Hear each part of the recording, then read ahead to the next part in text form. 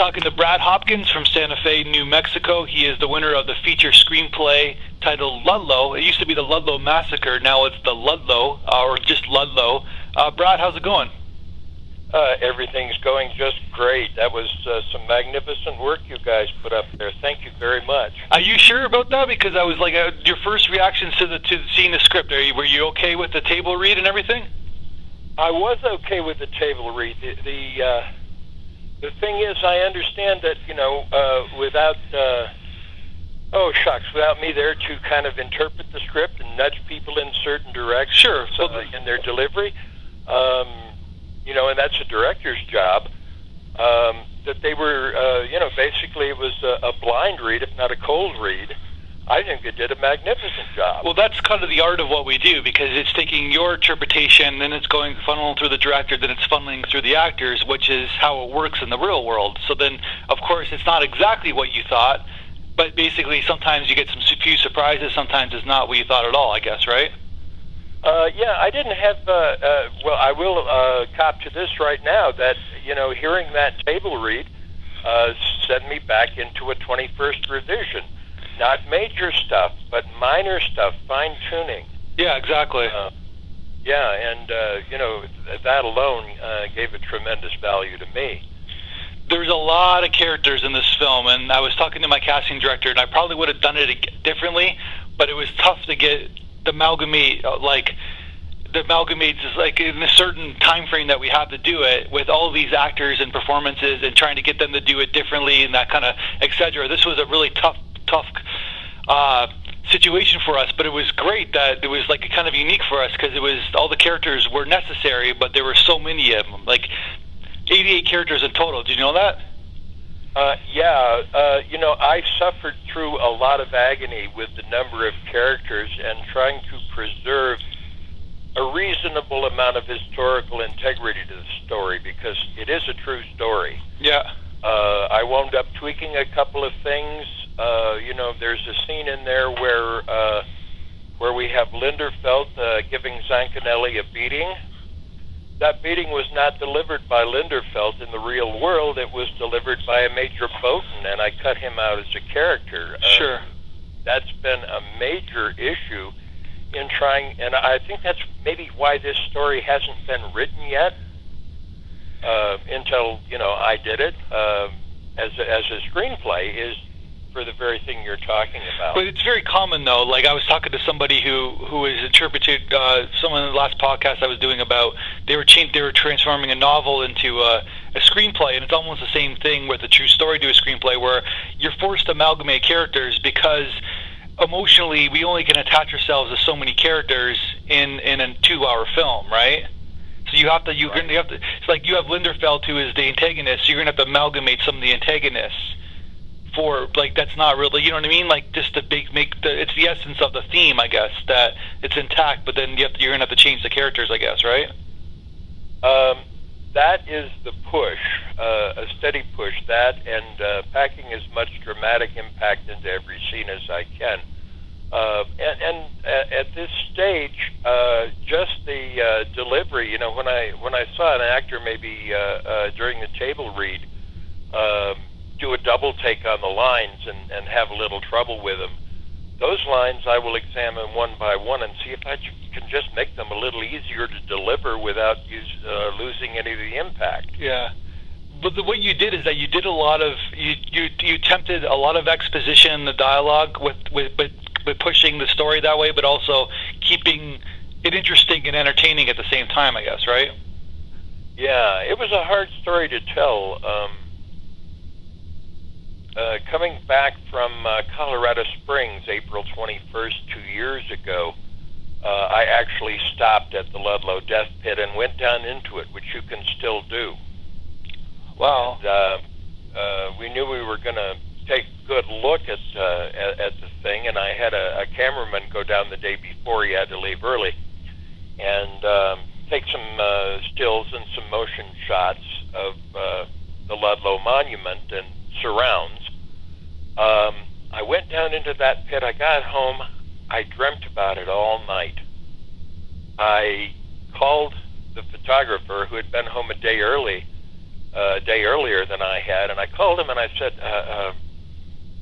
"What? Did you get some shots?" And he says, "I've been dreaming about this thing since I was there." Yeah. And we dreamt about it, each of us, for about 3 days. It's a very haunting experience, and that was the pivot point. That's when I knew I had to write the story, or at least try. You know, you succeeded, I guess, right? Well, success will be when a producer says, yes, even though this is a period piece, we want to do it. I was talking to my casting person, too, and it seems like this is a timely script because American history movies seem to be the thing these days. Well, yeah, typically, works real well. The really hot thing kind of in the background of Ludlow is, in my interpretation, there's a whole lot of union busting going on right now. Sure, it's very timely, yeah, definitely.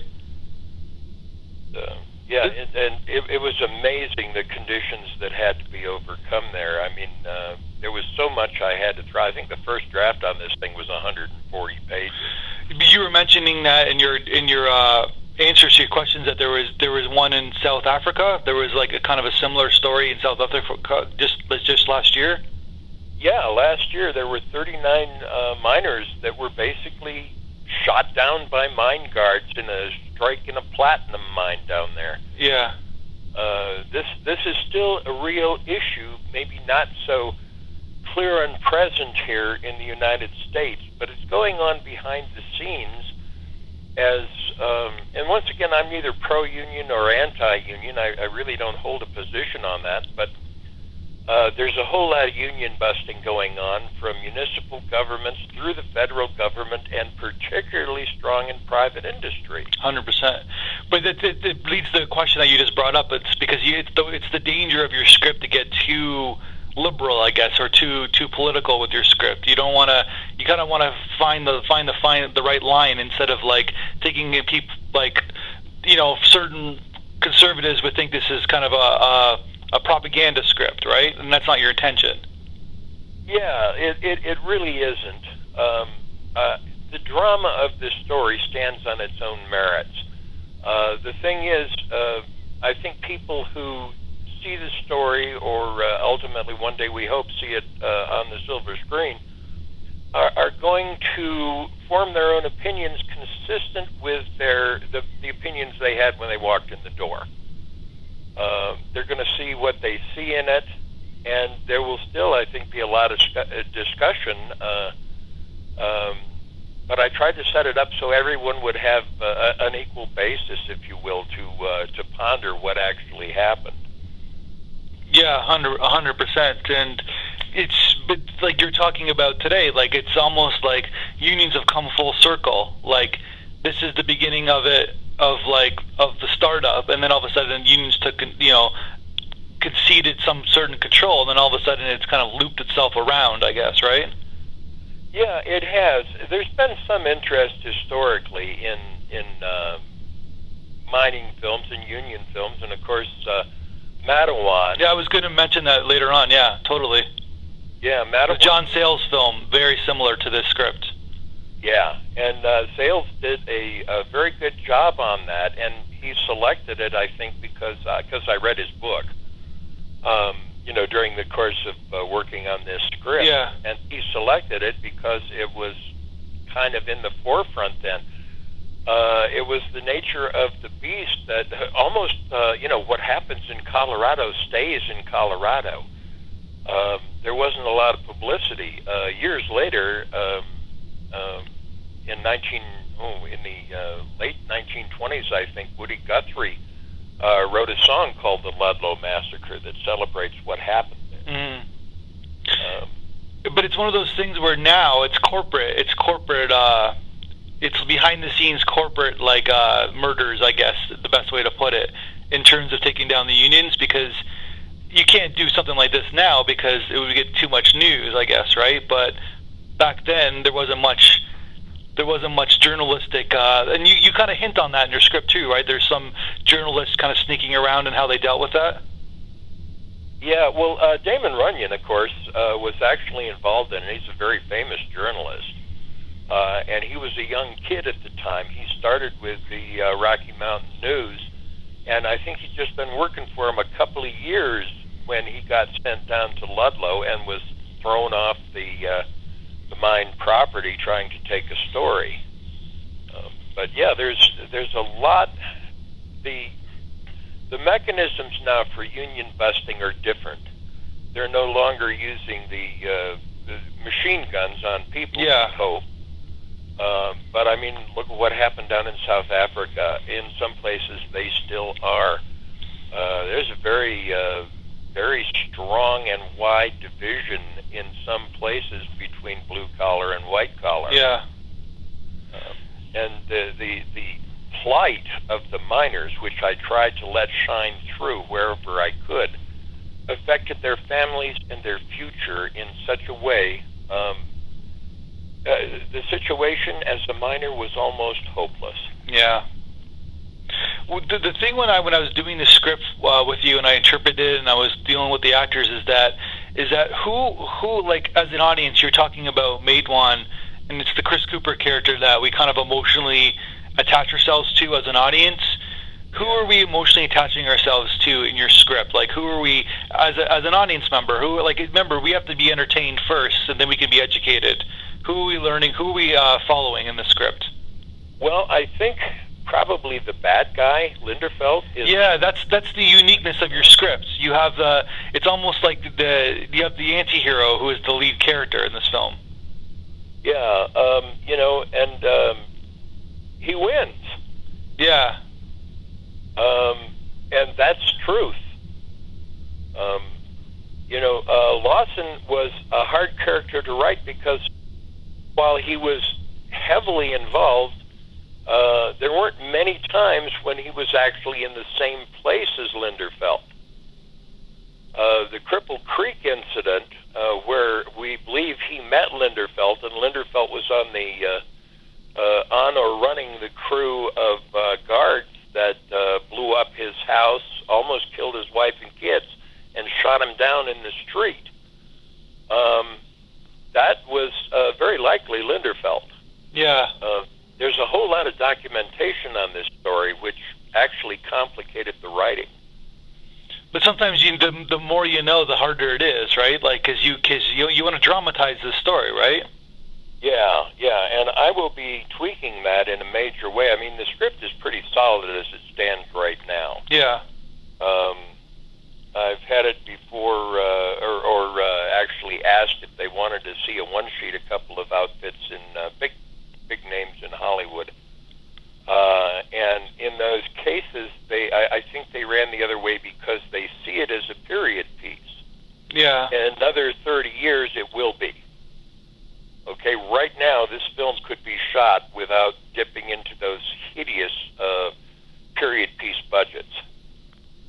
But at the same time, it's like you're telling a story about with not a happy ending, I guess, too, right? Like there's not a like Lawson and the gang doesn't win in the end, right? Well, they do, but it takes 10 or 11 years. Yeah. It goes on past the Colorado mines, and it spreads into the eastern coal mines in the Appalachians. And interestingly enough, and this may be telling tales out of school and giving away too much, Ludlow was the beginning of a war that lasted about 5 months and cost the lives of over 280 people. Mm-hmm.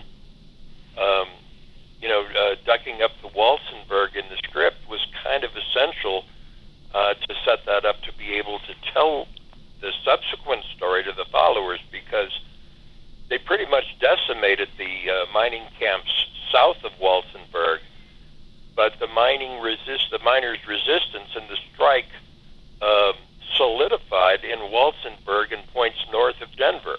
It was statewide, and it was a nasty piece of work. So, you mentioned at the end of the script it was you dedicated the script to Anthony Quinn. Why did you dedicate it to Anthony Quinn?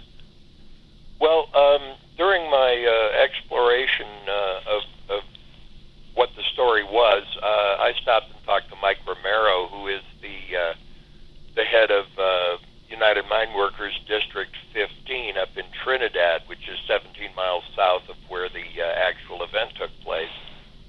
And Mike and I got to talking, and he said, Anthony Quinn was in here just a week before he died, or a couple of weeks before he died. He really wanted to do this story. And I have always admired Anthony Quinn's work, and by God, if we can get this out there with his with a dedication to him, that's who I want to dedicate it to.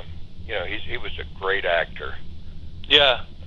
I wish he was still alive. I would find a way to get this script under his nose.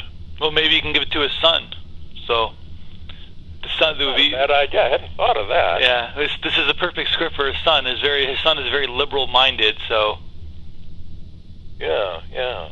Well, I was enchanted by the realities of the harsh treatment and the mine guard system that was in place in Colorado at that time. It absolutely blew me away. Well, and this is what you're talking about today. It's like there's obviously in the United States there's a class war going on. Like, it's pretty evident, and it's kind of like your script kind of hits that thematic in a lot of ways. Yeah, I don't think you could write this without at least pointing in that direction. It's not a quantum leap to go from then to now and realize, as you said earlier, that the union thing has gone full circle. The economy is driving part of that. My God, at risk of getting terribly political, what I'm seeing in an analysis is almost a return to feudalism in corporate thinking. Yeah. They've gotten way big and way powerful, and what they want is serfs to keep that going.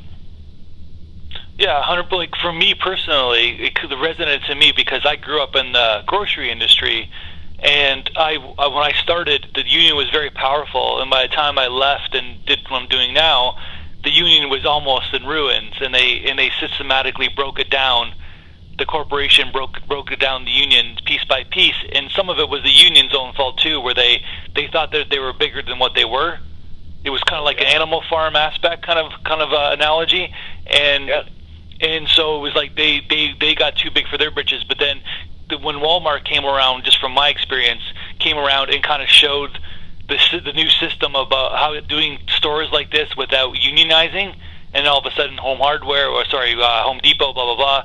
All of a sudden they came out of nowhere, and then they changed the whole economic system, and then the unions were destroyed in that kind of system, in that kind of blue collar system. And that's what they're doing in every kind of organization, with the car industry, of course, farming out product to different countries where kids are making our shoes, kids are doing our computers as we're talking right now. You know what I mean? Like, that's where we are right now, right? Yeah, I think you're essentially, you've nailed it, and I think it's a cyclic thing. We're getting to some very broad questions here, which of course I love. I wish I had. The sun was under the yard arm, and we were sitting here with a couple of cold ones. But I think you've kind of got that. About 20 years ago, I was in publishing, and I was talking to someone, a big box store name, who was in the process of opening a store in Montana. And there were 3 mom and pop bookstores in this burg. And I said, well, what made you move in there? And he said, we are going to measure our success by how many of those 3 we close down. Yeah. In the competition. And I thought that's appalling, because you lose something when you lose the mom and pop local connection to the community, either in a bookstore or in a supermarket. I remember going back to my hometown where I grew up, and I guess that was redundant, wasn't it? And looking for Odie's Market. Yeah. which was a block down the street from my house. Yeah. And it wasn't there anymore. That's capitalism, right? That's capitalism. That's that's when your leader is in charge, or whatever, down in the States. That's what they want to do, right? That's, in a nutshell. That's absolutely competition to take down, and but at the same, you know what I mean? Like we've come full circle, but which is funny because to finish this off, I think that Ludlow should be made 100 years to the day, or should come out 100 years to the day that it actually happened. So then we've come full circle as a nation in so many different ways. Yeah, interestingly enough, the 100th anniversary, the centennial of the Ludlow Massacre, is April 20th of next year. That's what I'm saying. So you gotta get going.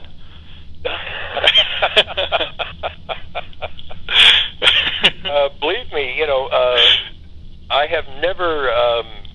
I've had one short film produced. Yeah. But I've never had a film produced, and the short film I formed my own company and we produced it, and it did fairly well for first time out of the chute. Yeah. But this is going to require a significant financial commitment. Of course. And this is what we do, though. Like we're going to showcase it for you online, get some exposure. Hopefully, you'll get some inklings. And I would suggest to give Mr. Anthony Quinn's younger son a call, because I'm sure he would be interested as well. Yeah, I will do that. I will definitely do that. The producer that I talked to, one of the producers, interestingly enough, he said, "No, we just can't do it because it's a period piece." And so I just sent him a 3-word email. Thanks so much for taking a look. Really appreciate it. And then, and only then, he sent me back. He said, "Try to get it in front of this guy who, it turns out, is a major producer. He only lives 4 miles from me, but he is one of the most well-insulated major producers in Hollywood." There you go. And I'm working all around the edges, trying to, jump up and down without being too obvious about it, and say, "Hey, it's move on it. You'll find me an easy guy to work with, because I believe in Hal Krosman's maxim about using Kaizen, and that's improving your skills by 1% every day. That means you write every day. That means you pay attention and don't write the same old drivel, that you rewrite every day and get it right, ultimately, we hope." And back when I was writing novels, I remember sending something off to a major agent, and he sent me back no comments. He rubber banded the manuscript where he stopped reading. Yeah. And I took a good hard look at that, and I said, "Okay, what's going on here?" And I wound up cutting 33,000 words out of the novel. And it's very much like machine gunning your own children, for God's sake. But it is a necessary discipline, because the minute a writer falls in love with his words, he loses flexibility.